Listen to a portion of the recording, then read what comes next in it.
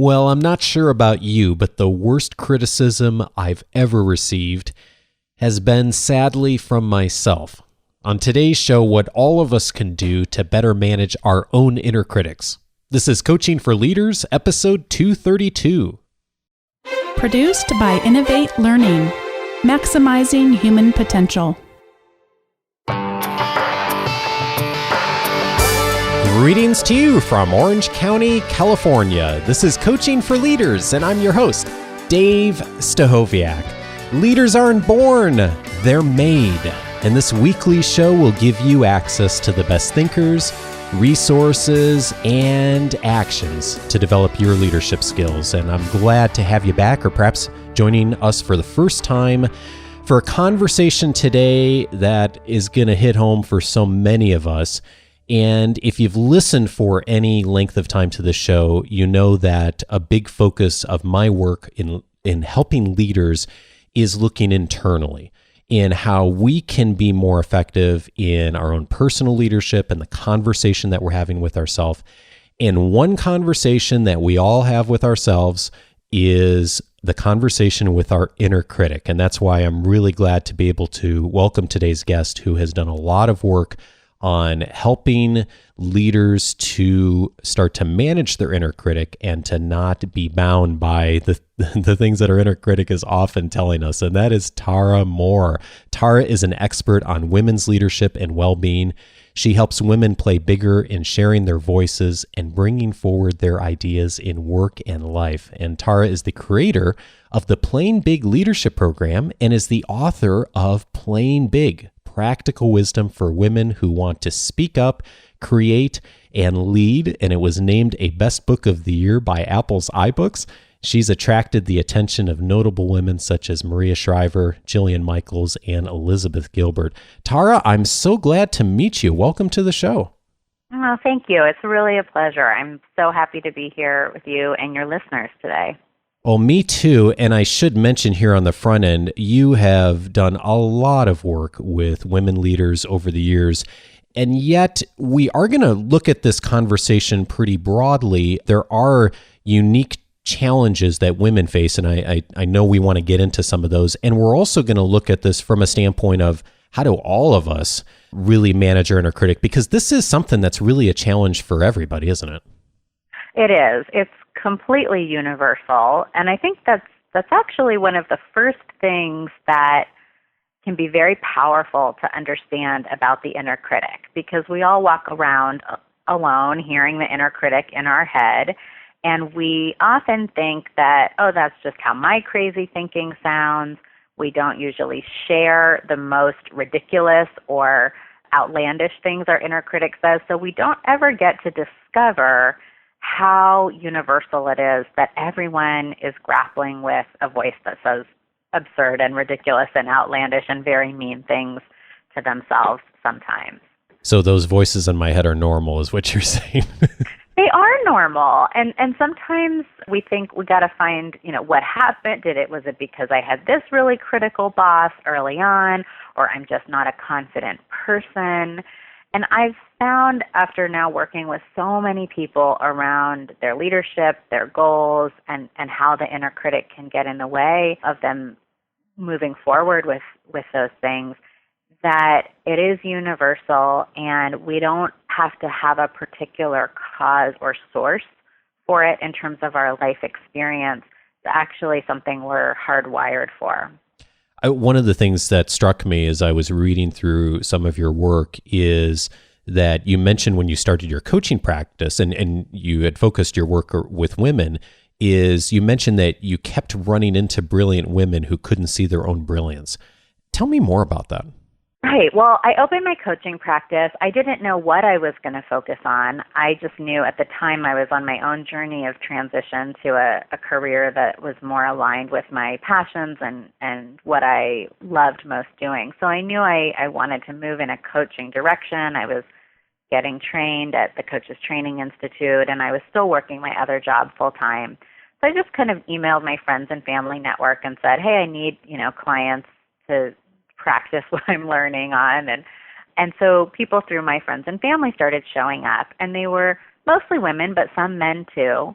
with all different kinds of career challenges who wanted some help. And some wanted to change careers, some wanted to advance, some wanted to figure out how can I get my organization to move me to do this kind of work that I think I'd like more than what I'm doing, and so on. But again and again, I was really kind of falling in love with my clients when you're in a professional sense of so inspired by them, by their capability, by their desire to be of service and the ethical way they approach their work, their talents, just really seeing the best in them and seeing how much they could do, and also how capable they were of the things that they were hoping to do or dreaming of doing in their work. And yet again and again, I was seeing they really did not see themselves that way. And I was hearing a ton of, I'm not ready yet. I need 5 more years experience first. But I don't have a degree in that very specific thing. Maybe I should go take this 3-year training in it first. I've never been good at that kind of thing that's a part of the thing I want to do. There's no way they would take me seriously if I pitched this role to the management. Lots of those kinds of thoughts that really were in conflict with the facts that were in front of both of us. And so figuring out how to remove that barrier for people became a huge focus of my work. And I wanted to do that on behalf of my clients, and I felt an obligation to get them results. But I also developed a real personal passion for it because I was looking at the leaders that are often in power in the business world and in the political world and feeling like, wow, the decisions they're making are often not wise. They often do not have the level of integrity that I'm seeing in these clients, and yet they're the ones making the important decisions while these incredibly capable and caring people are feeling like they're not ready yet to be at the table. And that was like, we got to change this if our world is going to improve or even just survive. Yeah, I resonate so much with that. I've seen the same thing. And one of the reasons I was really interested in talking with you is in reading through your work, I noticed that you not only make a distinction between confidence and courage, but one of the other things that you really advocate for, especially for leaders, is to not necessarily focus on building more confidence, which is what we always hear. And I've done it too with clients of trying to help people to build their more confidence. You've actually positioned your work in a very different way in order to help people get results. Tell me more about that. The common advice is be more confident. Right. And I think, that's easy advice to give for the advice giver.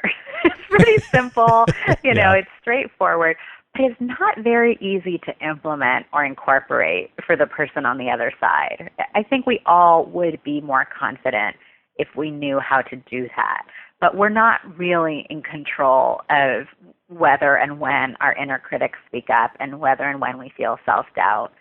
The problem with confidence is that just like self-doubt, confidence is about holding a concept of yourself and your abilities. And whenever we're talking about having a concept or a judgment about ourselves and our abilities, we're in the realm of looking at ourselves from the outside, of assessing ourselves, and that's really kind of the realm of the ego. And things just don't go well from there. The ego is not reliable. It's not kind to us. It's not accurate. And if we're focusing on confidence, then we're thinking like, I should wait till I'm confident to do things. No.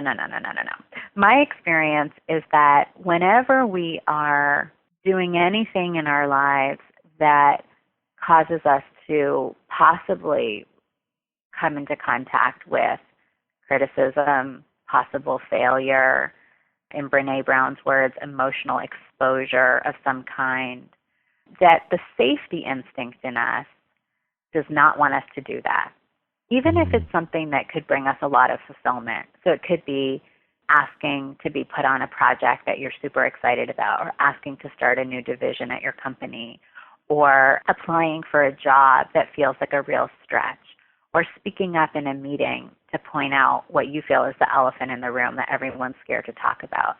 Any of those kind of really beautiful playing bigger moves, the safety instinct says, no, thank you. The safety instinct is like, let's just be in the status quo, do what's familiar. But of course, the part of you that wants fulfillment and self-expression and all of that wants to do something different. But the safety instinct knows that if it just said to you, hi, I'm your safety instinct. Please never speak up. Please never go for your dreams. Please never get off your couch. Please never stop eating those like numbing out snacks. You would say, no, there's some other things I want to do during my one precious life, as Mary Oliver put it. So the safety instinct has to get more strategic than that and use an argument that's going to be much more persuasive to you. And so instead of saying, hi, I'm the safety instinct, please don't ever risk any emotional ouch moments in your life, it says you're not qualified for that. Better get a PhD in it first. You've never had good negotiating skills, so don't even ask. It'll use an inner critic kind of line because that's more painful and intimidating and paralyzing to us. Yeah, and this, I think almost all of us can relate to this. This fear of shame and embarrassment that might happen if we don't execute it quite right, or there's uncertainty. One of the things you've pointed out in your work is this does affect women more dramatically, and I think we should say something about that of maybe why and what is it about that affects women differently. Right. Well, there's a few pieces that are, around that. So one is that the research shows us that women, A, tend to get more criticism than men in professional environments, and B, that it is more personal. There's a really great study done last year by a linguist named Kieran Snyder. She's also a technology entrepreneur, so she had brought both this linguistic background and her experience in the corporate world to design a study where they did a semantic analysis of qualitative, so written performance reviews for men and women in tech companies. And they found that not only across the board, across the companies, did women get more negative feedback, but here was the most stunning part, that 73% of the negative comments that women got included a criticism of their personality. 2% of the criticism that men got included a reference to their personality. So when you think about for women over time, what that means for our experience is that criticism is more personal, it's more wounding, it's more like, oh, that's really about me, not just about my work, there's something wrong with me. So that can add to our wanting to stay away from things that are going to bring criticism. And then, of course, in our internet time, a lot of this criticism gets really violent and sexualized and vulgar, especially against women. So that's one dimension. Another is that for women, because we've been, more socialized to be good girl, to be relationally oriented, to not, cause controversy or upset other people, that makes criticism feel different to us and almost is in conflict with being a nice person or a nice woman in a way that's different than how boys are socialized, that, there's going to be fights, there's going to be challenges and battles in your life, and there's going to be a bad guy, and you're going to get to be the good guy. That's a much more central narrative, right, for men. So there's all those pieces. And then around the inner critic, one very interesting piece is that the research really doesn't conclusively show that women have more self-doubt than men. Different studies kind of land in different places on the question of, do women have more self-doubt than men? Some say yes, a lot say no. But what the research does suggest is that women will feel more self-doubt about things that are associated with masculinity in our culture. And that is quantitative work, financial tasks, leadership, negotiation, competitive situations, those kinds of things. And then interestingly, some research suggests that men feel more self-doubt around things that are associated with femininity in our culture, like communication and relational skills. There's an interesting study on negotiation where they tell women and men who are about to go into a mock negotiation, good negotiators are really good communicators, and they read nonverbal cues well, and they're great listeners. And then the pilot group gets told something much more neutral. And the group of men that was told a good negotiator has great communication skills, they suddenly perform much worse in the negotiation because they're nervous and self-conscious. So how, what the stereotypes of the culture are affect where we feel we're competent and not. Yeah, and in some ways, I feel so ill-equipped to understand that as a man because, I haven't had that experience, and yet I see what you've just described all the time with the women I work with, Tara, that reality is there, that those struggles are there, and like it's worth us figuring out how to do that better, whether woman or man, to figure out how we can manage that inner critic, because real good work, and I think you've made the point too, that substantive work is going to bring both praise and criticism. It's inevitable. So figuring that out is worth it for us in our careers, but also how we add value to the world. Absolutely. Absolutely. So to kind of finish that thought on it's not about confidence, I really believe we're not trying to get to some confident place in our careers, nor are we trying to get those that we manage or our team members to a confident place. What's much more realistic and effective is not to try and develop unfailing confidence, but to develop a different kind of relationship to our self-doubt, where we recognize what our own inner critics sound like, we know some of the patterns, we know the common lines, we're paying attention, looking for the new lines that it's saying, and then we know that our job is to name it for what it is, remember it's coming from the safety instinct. You can always ask when you're hearing your inner critic, what might my safety instinct be worried about here?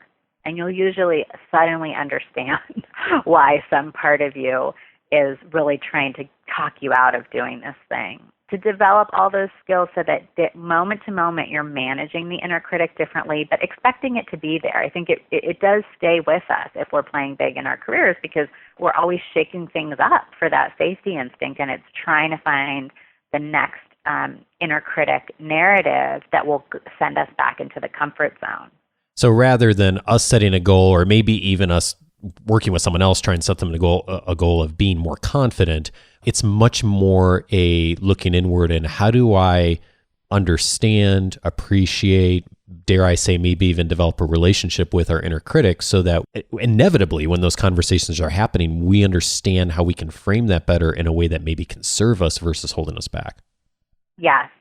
And, I think this is interesting too for people who are managing a team and seeing that if your direct reports are struggling with, you see them struggling with self-doubt, typically what we might think is, well, in order to move into leadership, they need to be more confident. That's a key part of being a leader. So now I'm waiting to see confidence in them. Yeah. And you might even be saying in your review with them, I got to see more confidence. And instead, you could say, it seems like you're struggling with this thing that I think of in myself as the inner critic. And there's a skill that we can work on you developing here, which is to recognize that when it's showing up and have some tools so that it's not running the show. And then to share some of those tools. So it's rather than waiting for the quality of confidence to promote someone, you just want to see that they're in the process of developing that skill so that their self-doubt is going to be conscious for them and managed, not in charge, not driving them. And my sense is that's not a conversation that most people know how to have with themselves, much less have with the people that they lead and that they coach. And one of the things that was really profound that I saw in your writing was the direction of never argue with a person's inner critic. I have done that as recently as probably yesterday before I read that. And I was thinking about that and I was like, oh, that's really interesting how you frame that. Tell us more about that, of why is that problematic from a leadership standpoint?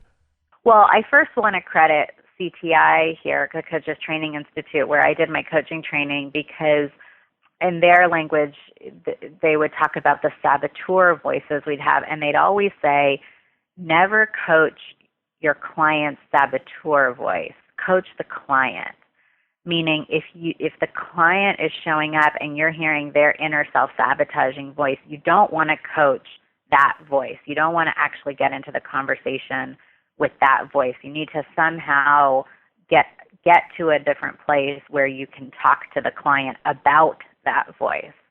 So that was really my foundation in that. And then a branch of that is to really never be arguing with someone's inner critic. And I would say that includes your spouse's inner critic, your teen's inner critic. This is, I think, a really common pitfall for parents who feel like their job is to build up an insecure teen by arguing with the teen's inner critic. Direct reports, clients if you're coaching or consulting and so on. I'll give an example, I can think back to a time when I really started to see this in my coaching practice with someone who was thinking of leaving their job to start their own business. And at first, her big concern was like, I just don't know if there's a market for this. We kind of came up with a plan for her to do some market testing, and she got a lot of good data on what the market was for. And then she came back and it was like, yeah, but I don't think I have the fundraising skills. Okay, so I'm thinking, my job as a coach is to help her unpack each of these roadblocks and create an action plan around them and hold her accountable and cheer her on, right? So then we work on the next. And then now the problem, and it became clear that actually none of these things was the real obstacle. We were just going through one new costume after the next that fear was wearing. And then, it was, well, I don't have this training and it's irresponsible to my family.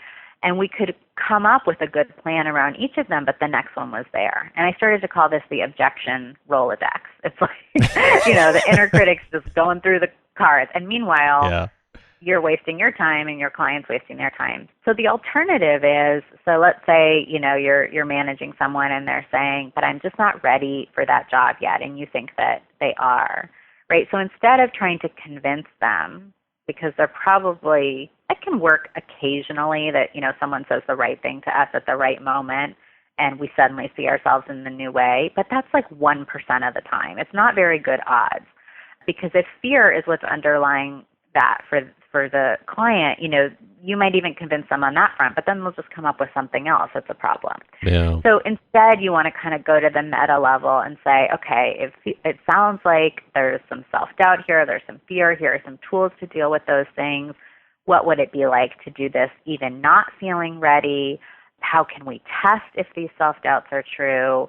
But also just those foundational tools on the inner critic, like, okay, if this voice in your head that's saying these things was a character and you could personify it as a character other than yourself, let's look at what's this character like and what are the other things they say and what are they worried about, and start to hear that voice as coming from the character. That can be a really powerful way for that individual to separate it as one voice in them and start to hear the other voice, which might say things like, oh, there's something kind of that piques my curiosity about that new job, or wow, I would love to be able to be making more money in that role and supporting my family better, or whatever the other parts of them may have to say. Yeah, and I sense that that's contrary to a lot of conventional wisdom on this of normally, it's let's be more confident, let's not engage someone in even recognizing self-doubts because we don't want to call attention to it. And yet it sounds like there's a lot to be gained by, okay, let's call it what it is rather than try and pretend that's not there, because we all have it. Let's identify it, let's name it and manage it and figure out how that shows up for us, because I suspect it does show up a little different for all of us. And then it's a data point in our decision making versus the thing that's all consuming, that feels like it's taking over when we try to advance something in our lives. Right.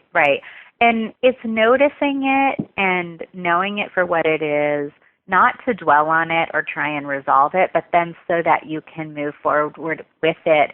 It might still be whispering in your ear. I often share a really powerful for learning for me. An example of this was when the hardcover edition of my book was coming out about a year and a half ago.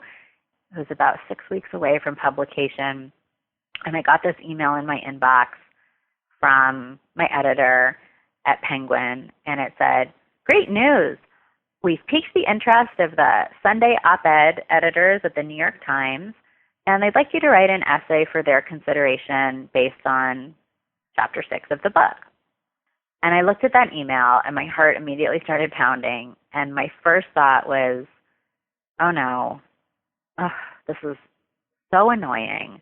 I have so much to do with this book launch, and now I'm going to have to spend time writing an essay that we know is never going to be accepted, never going to be published, because people who write for the New York Times op-ed page sound like grown-ups when they write.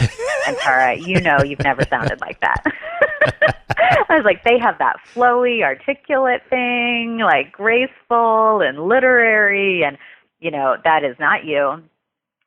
And for 5 days, I was in that place of like, I have to write this thing so that I don't make it look obvious to my publisher like I'm not even trying, but we know it's going to go nowhere, and it's just going to be so painful when the email comes back that's like, oh, nice try, honey, but sorry, we can't put this in the paper.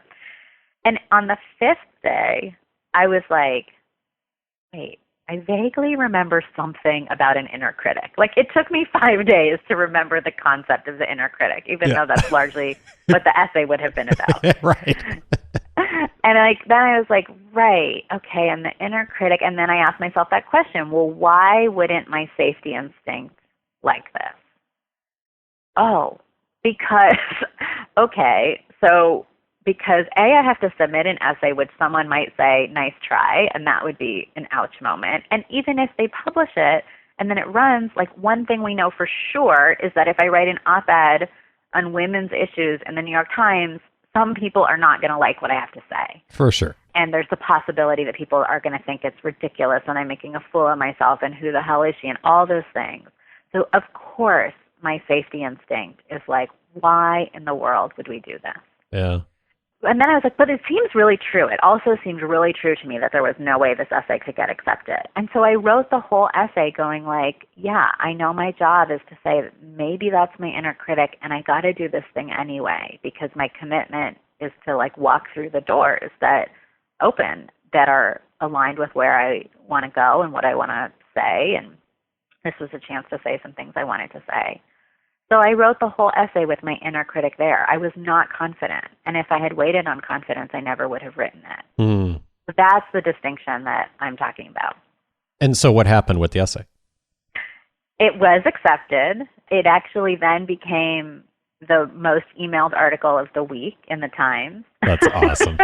beating the story on the new iPhone and Putin. That was who I was competing with for a few days there. But then we got to number 1, and it was like, oh my gosh, my inner critic was so wildly off base, and it felt so incredibly true. And I just wish right now that I could take everyone who's listening, by the shoulders and look in their eyes and say there is something your inner critic is saying to you that is equally delusional. I so appreciate you sharing that because it's not a story about I struggled for 5 days and then I found the confidence. It's I struggled for 5 days and then I was still struggling and I did it in spite of the struggle. I was able to frame it in the perspective that it should have been framed in and move forward in spite of that. Yes. Yeah.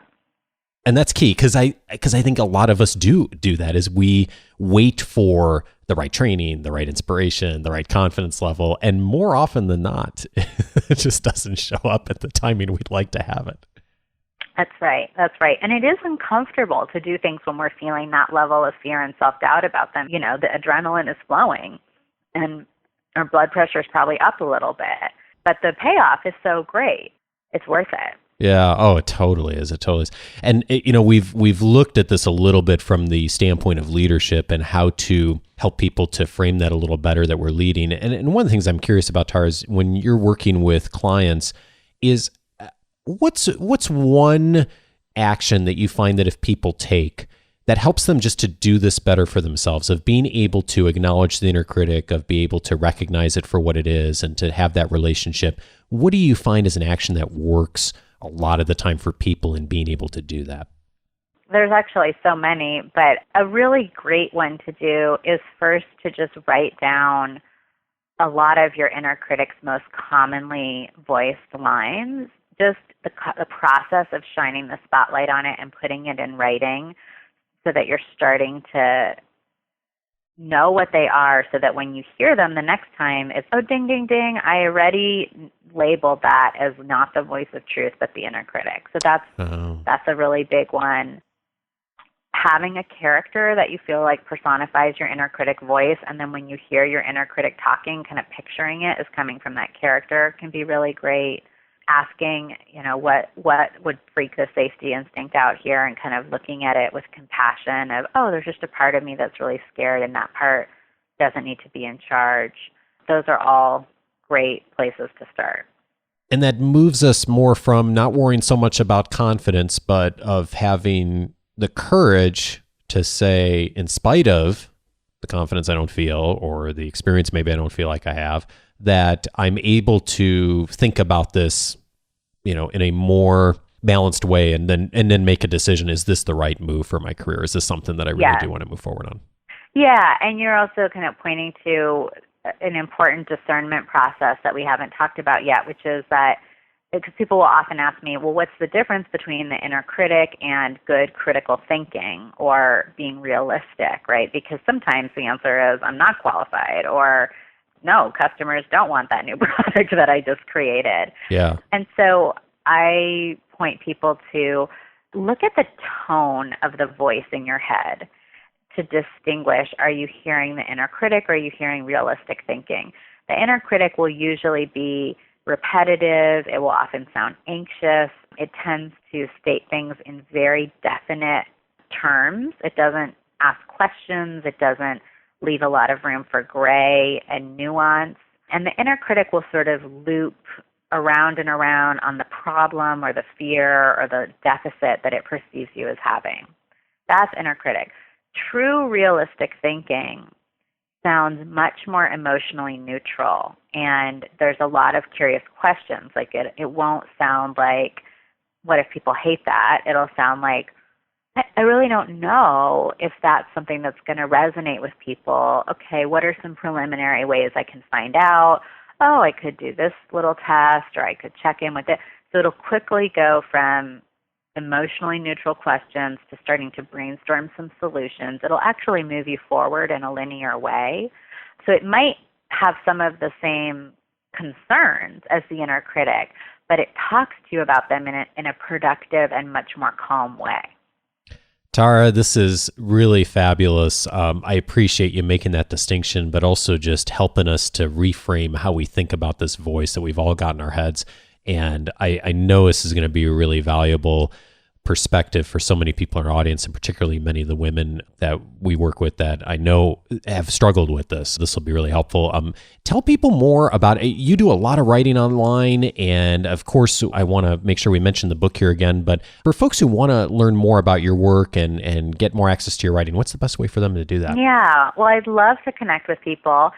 You can come on over to Tara Mohr, TaraMohr.com. And as you mentioned, I love to write, so there's lots of free resources there. You can get the free 10 Rules for Brilliant Women workbook, which is a really fun download to start working through. And then all the information about my upcoming courses and all that goes out to the readers of that list. And then the Playing Big paperback is just out, which I'm super excited about because it's easier to carry around than the hardback was, and has a new cover that's just beautiful.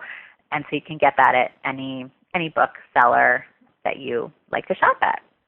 Tara, I really appreciate your time, your wisdom, and also your stories, and just and your authenticity and how much you've also struggled with this. To underscore the point of we all have this voice, and so it's not a matter of if it's there; it's how we have a conversation, a relationship with it. And I'm really excited to see what comes out of this conversation for many people in our audience.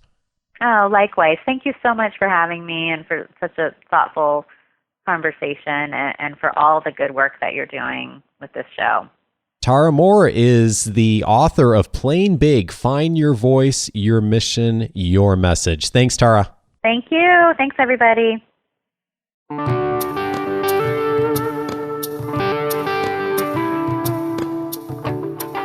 Tara, thank you so much for your wisdom and perspective here, and not only for how it can be helpful to us, but also how to influence others on this journey too of managing inner critics. And if you found something that's helpful today and are planning to apply it, we'd love to know about it. Tara and I would love to hear what you're doing with it. Go up to coachingforleaders.com/232, or when you get the weekly leadership guide this week, follow the link, and we'd love to have you join the conversation as well. And speaking of joining the conversation, the next Q&A show is upcoming here again in a few weeks, episode 235, and still looking for a few questions for that episode. So if you've been wondering about something, or maybe today's conversation has generated a few ideas for you or a few thoughts, I hope you'll go over to coachingforleaders.com/feedback. We do the Q&A shows every first Monday of the month, and it's a great way for us to have some dialogue with you and really find out what you're thinking about, and also inform future shows. I often take the questions from those shows and help them, use them to guide my thinking as well, and what guests come onto the show in the future. So thanks in advance if you decide to submit a question. And hey, if you're picking up the show for the first time, welcome. I'm so glad you've joined in.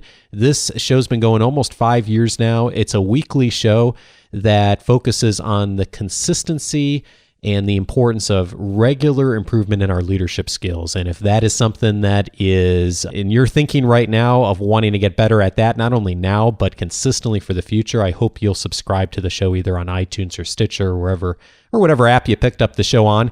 And while you're online, take a moment to join the weekly leadership guide. It comes to your inbox every Wednesday and includes my writing, thoughts, recommendations, articles on the resources that I think will support your development between the shows. Also, once in a while, an article for me, as it was last week, on how to facilitate more effectively. And you'll also get the overview and link to every episode's show notes for that week. So if you listen on the go like I do, it'll give you a good way to follow up later on the links and resources that we mention in every show. And as a bonus, when you join the weekly leadership guide, you will get immediate access to my reader's guide that lists the 10 leadership books that will help you get better results from others, with brief summaries from me on the value of each of those books. It's an 11-page guide and also comes with a 9-minute video of those book recommendations. And you can get access to all of that at coachingforleaders.com/subscribe. It is not too late to start your 2016 reading plan. I'm feeling pretty excited because I've already made it through almost 3 books this year as I'm recording this. And you can do the same by getting started with one of these books. I know it will help you to improve your leadership skills if you read just one this year. Speaking of books, the book Deep Work is going to be featured on next week's show. Cal Newport is my guest. You don't want to miss that conversation. It'll get you thinking about how you approach your work much differently. Have a great week, and I'll see you next Monday.